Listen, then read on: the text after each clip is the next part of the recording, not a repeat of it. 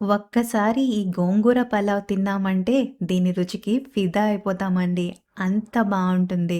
ఇది కడుపు మాత్రమే కాకుండా మనసుని కూడా తృప్తిగా నింపేస్తుంది. హలో అండి. నేను సంగీత. ఈ పలావ్ కోసం పెద్ద గోంగూర కట్టలో సగం వాడుతున్నాను. నూనె కాస్త వేడయ్యాక పచ్చిమిరపకాయలు, కడిగిన గోంగూరని వేసి ఇది చక్కగా మగ్గాక పూర్తిగా చల్లార్చి కొద్దిగా పసుపుని వేసి గ్రైండ్ చేసుకోవాలి. అదే పాన్ లో ఇంకొద్దిగా నూనె వేసి వేడయ్యాక మసాలా దినుసులు, షాజీరా, జీడిపప్పు వేసి వేయించి ఉల్లిపాయలు, పచ్చిమిరపకాయలు, ఉప్పు వేసి వేయించి తర్వాత అల్లం వెల్లుల్లి పేస్ట్ ని వేసి వేయించాలి. ఇప్పుడు గ్రైండ్ చేసిన గోంగూర పేస్ట్, ధనియాల పొడి, రుచికి తగ్గ కారం వేసి నూనె ఇలా పైకి తేలేంత వరకు వేయించి ముందుగా నానబెట్టిన బాస్మతి రైస్ ని కూడా వేసి ఇంకో నిమిషం వేయించి వెసరికి తగ్గ నీళ్లు, కొత్తిమీరని వేసి పలావ్ ఇలా చక్కగా ఉడికేంత వరకు ఉడికించాలి. దీన్ని రైతా లేదా మసాలా కర్రీతో సర్వ్ చేసుకొని ఎంజాయ్ చేయండి. నెక్స్ట్ ఇంకేం రెసిపీ కావాలో కమెంట్స్ లో చెప్పండి.